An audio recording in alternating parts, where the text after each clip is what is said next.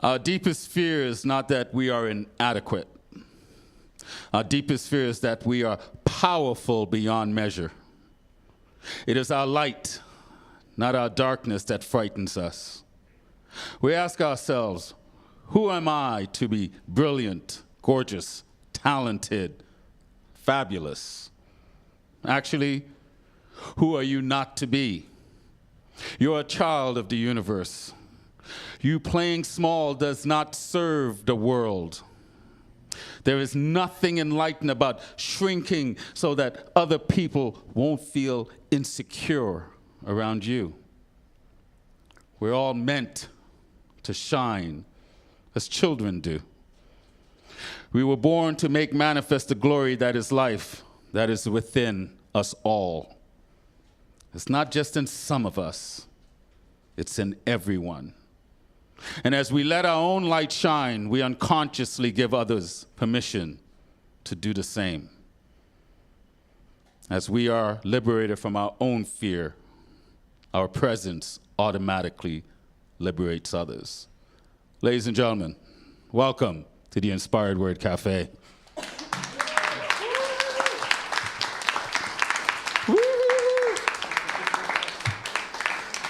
I love that quote. I think it's one of the best set of words written because I think it's so accurate and so true. We have been conditioned our whole lives to fear our light and not to shine and to dim it down, particularly females of the species. And I invite you, that's why I think this poem is brilliant. And to my friend Angela, a lot of people think and credit this poem actually to Nelson Mandela, but it's actually by Marianne Williamson.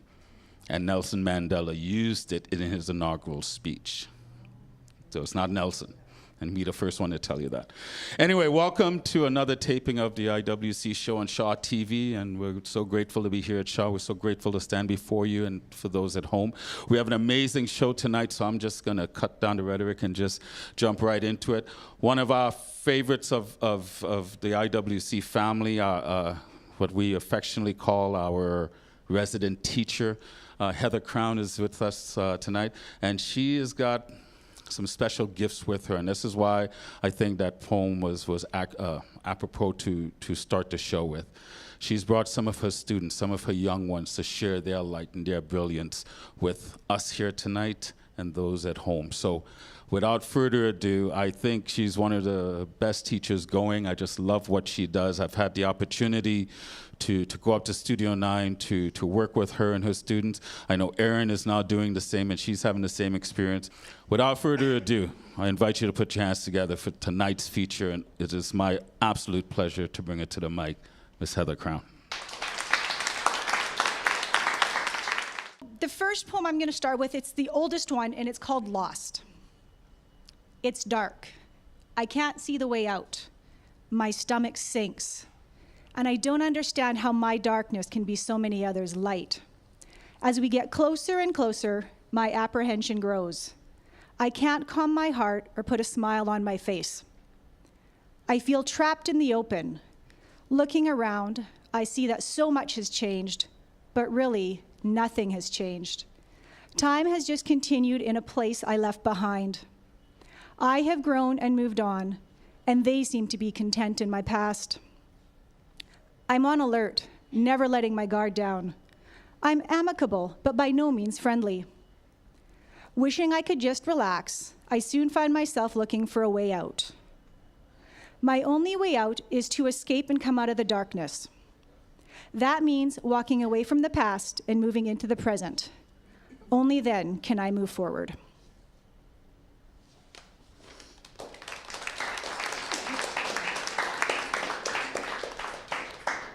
This is one of my more recent poems, and it's called Words. Words are not just words. Words can and do mean so much. There are words of joy and words of hate and everything in between. There are words that color a rainbow bright and words that color the deepest, darkest depression. There are words that describe birth and words that describe death. There are also fast words and slow words. Many words help describe the past, and so many words try to predict the future. Words are a universal entity, and humans are born to tell stories. Words can be used to pick people up or keep people down. Words are the keeper of truth. Be true to your words.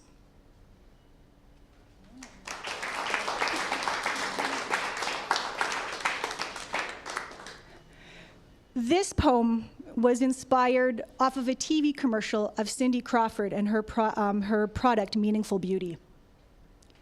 We are a society filled and refilled with impatience. As we move forward with technology, we step away from humanity. More and more, we plug in just to check out. We have no problems thoughtlessly filling inboxes with spam, a forward of a forward of a forward of a grumpy cat. We have no problems getting a prescription to connect with ourselves so we can refill the love of family lost to each other by staying connected to everyone else. We have no problems shopping for phones, for TVs, for computers, for youth, that we overlook the meaningful beauty of everyday life. It's so much easier to focus outward for happiness, for blame, for redemption, than it is to search inward for humility, humanity, patience, and love. Unplug from technology and check back into humanity. Just get off the grid.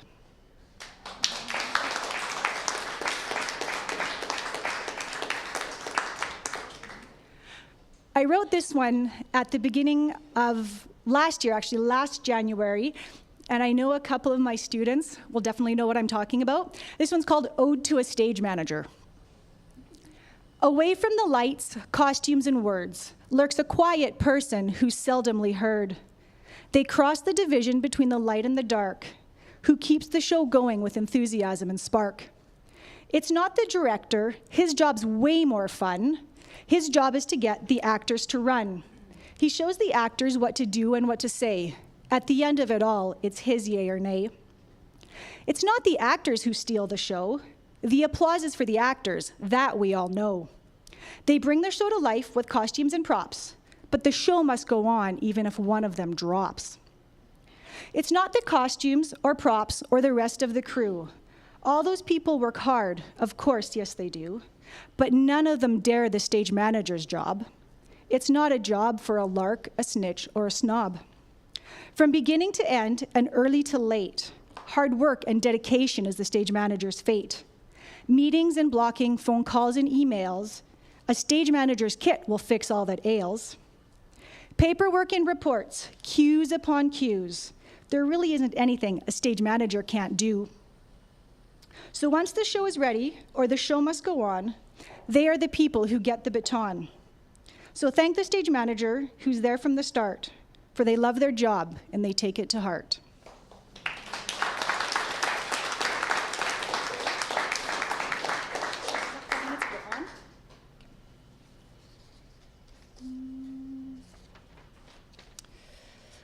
I'm going to finish my set. I guess I'd like to call it my signature poem. It's a found poem. It's Tim McGraw's Live Like You Were Dying and Leanne Womack's I Hope You Dance. And it's entitled And, a Found Poem. Time is a wheel in constant motion, always rolling us along. Tell me, who wants to look back on all the years and wonder where those years have gone? He said, I was in my early 40s with a lot of life before me, and a moment came that stopped me on a dime. I spent most of the next days looking at the x-rays, talking about the options, and talking about sweet time. And I asked him, when it sank in, that this might really be the real end. How's it hit ya when you get that kind of news? Man, what'd you do? And he says, I went skydiving. I went Rocky Mountain climbing. I went 2.7 seconds on a bull named Fu Manchu. And I warned him, I hope you dance. And he said, all of a sudden, going fishing wasn't such an imposition. And I went 3 times that year I lost my dad. I sighed, I hope you dance. And he said, I was finally the husband that most of the time I wasn't. And I became a friend would like to have. And I smiled, I hope you dance. And he said, I took a good, long, hard look at what I'd do if I could do it all again. And I'd love deeper, and I spoke sweeter, and I gave forgiveness I'd been denying. And he said, someday, I hope you get the chance to live like you were dying. I understood. I hope you dance. Friends, I hope you dance. I hope you still feel small when you stand beside the ocean. Whenever one door closes, I hope one more opens. I hope you never fear those mountains in the distance. Never settle for the path of least resistance. I hope you never get to lose your sense of wonder. You get to fill the eat, but always keep that hunger. May you never take one single breath for granted. And when you get the choice to sit it out or dance, I hope you dance.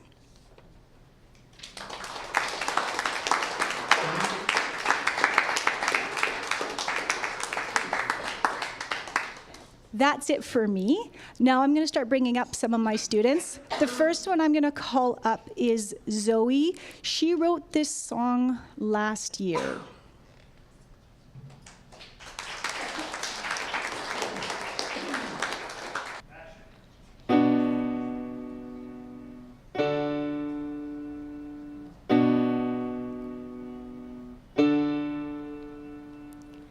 So the end of my fairy tale was to see things out of reach. Worlds that wind not forever, looking to where they must lead. And I know what I seek must be waiting for me.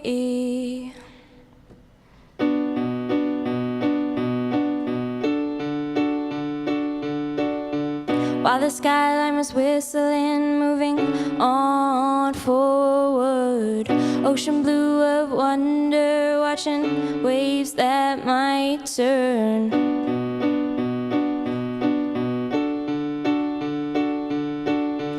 I will let you peer inside my mind. I have no fear of my thoughts,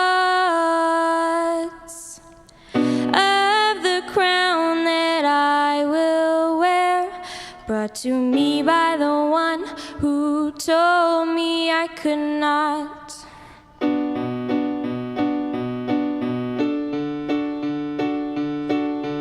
While the skyline was whistling, moving on forward. Ocean blue of wonder, watching waves that might turn.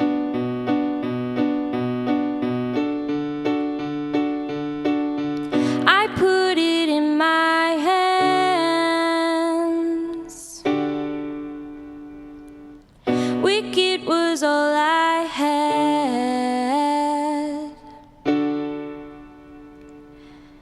I put it in my hands, and I'm keeping it all now.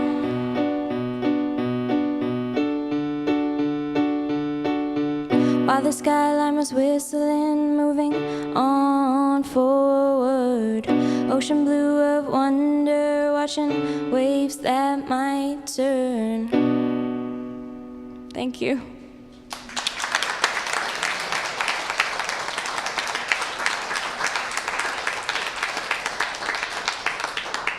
Next up, we have Jeremy with his poem about music.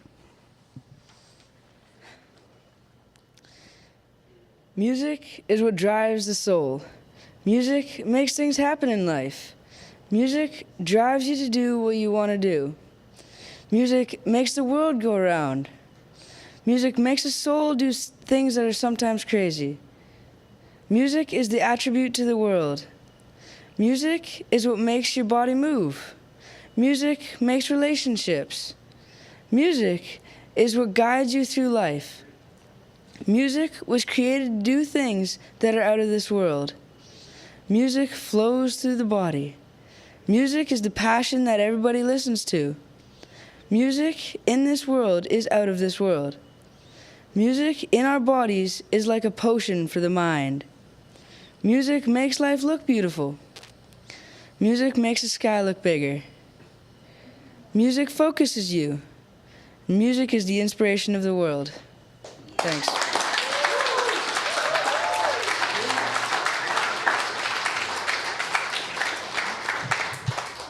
Next up, we have Colby with his yet-to-be-titled poem.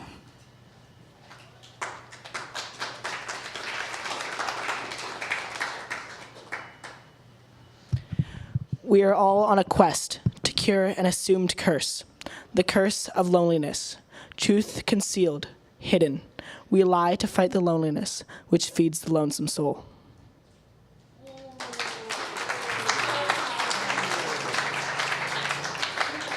Next up, we have the brilliant work of Ruby. And the only thing I'm going to preface with this is she wrote this in 10 minutes.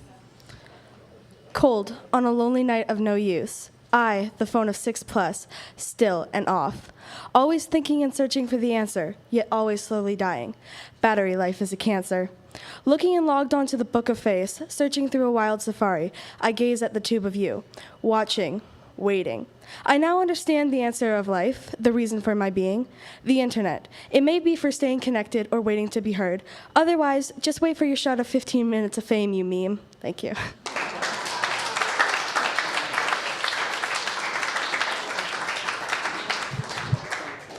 Next, I'm going to bring up Ben, and this is his first year at Studio 9, so he's already a pro.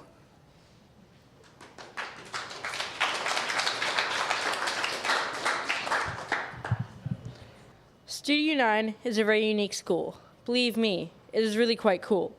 And if you listen to me tell you why, you must believe that I will not lie. There are an abundance of courses like foods and band, and you can trust that the teachers will gladly lend a hand. This school also provides a fun, independent way to learn. I also guarantee that the teachers aren't stern. Studio 9 is truly unlike any other place you've been. No one there is ever mean. At the theater, Studio 9 puts on some amazing shows. You might just think that you're watching the pros. We get to build all of our own props. Sometimes, we even make mops. Studio 9 is really quite small, but that doesn't mean it's bad at all. The school provides an amazing atmosphere. It'll make you have a great year. At Studio 9, we contribute to causes like We Day. That gives us all a great reason to say yay. But most of all, Studio 9 is providing me with a bright future job. Hopefully, one that won't give me a head throb.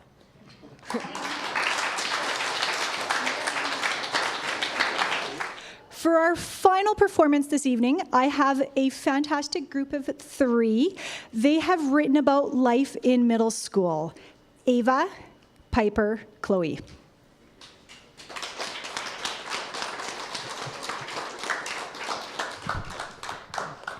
Hi, I'm Ava. I'm Piper. I'm Chloe. And our poem is called Middle School 101. It's just a normal day at school. You're in second period. You're sitting in Mrs. T's class while she's teaching you about fossilized rats that will have nothing to do with life. Why don't teachers just teach kids about important stuff? For example, how to make money so you can eat and sleep and grow and live in mansions with turtles next to an infinity pool. Can't they just teach people the normal stuff?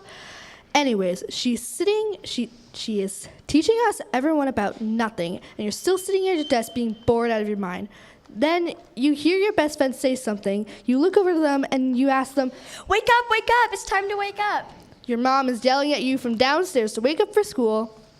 Survival tip number 1. When waking up, it's important to challenge yourself. Set your alarm 10 to 30 minutes earlier.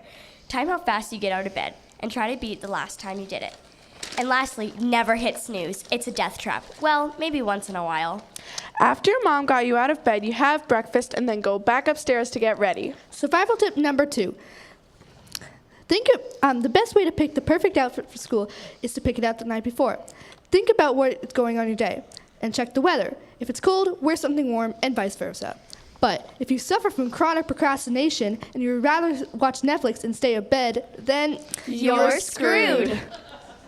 So now your mom is yelling at you to hurry up because you're going to be late for school. And you're going to be late for the bus or any form of transportation that you go to school in. You run, you grab all your stuff, but you probably drop 10 of your books along the way. You race to the corner of the street. The bus door closes. As you're running after it, it turns the corner. As you're left alone, standing there on the corner, yelling at the bus in despair. No, wait for me. Survival tip number 3. You missed the bus. Great job. Now, just call your mom or dad. Sure, they'll get mad at you because you interrupted their day, and you'll probably get in trouble, but it's worth it because... Mom, Beyonce might perform at the cafeteria, and there might be a big spelling bee, or the person that I've had a crush on since grade 2 finally realized that they like me. And Mom, do you really want me to miss school? And now your mom says yes. Okay. Okay, great. Thanks, Mom. So you called your parents. Yes, they're mad, but you got to school. So you walk into Mr. Y's class and sat down. You start off pulling out your English books, but all of a sudden Mr. Y yells, "Pop quiz!" All the kids whine in disappointment as they ask, Why, Mr. Y? And no headphones allowed, said Mr. Y, but all the kids thought different. Survival tip number 4. If you can't possibly read or work without Beyonce blasting in your ears, then here's a tip for you.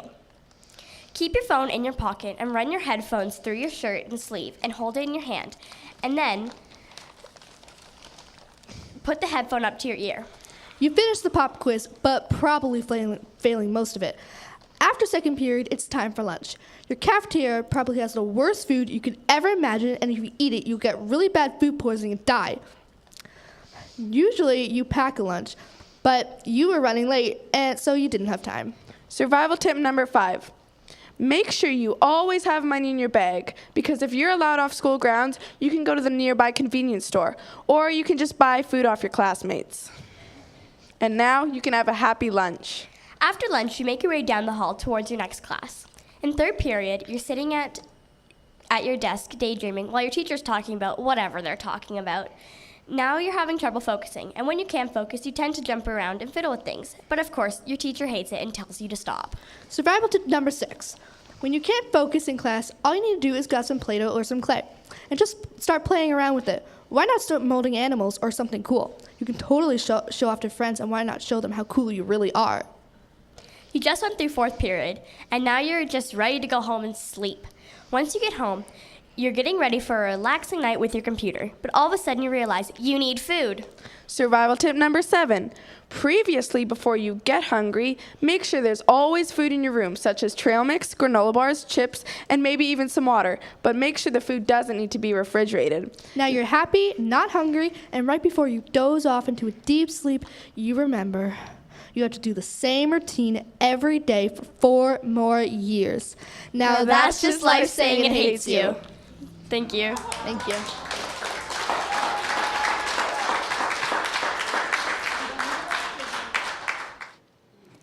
Thank you to Heather Crown and all of the wonderful students from Studio 9. You guys were amazing. Can we give them another big round of applause? Thank you for having us. It was really fun. So normally we would do a really thrilling interview, which I would just drill you with questions, Heather, but you've been let off tonight, easy, Yay. So I'll save it for tomorrow when I come to your classroom. Heather, can you tell me just last little closing remarks about Studio 9 and your own version of Inspired Word Cafe that you were briefly telling me about? We do our own version of Inspired Word Cafe. We hold it actually at the Streaming Cafe. We call it Free the Word. And those students lucky enough or conscripted to be in my class all get to write their own original works. So this year we performed our 3rd annual show. Awesome. Very cool. Okay, you guys, and when does that happen normally?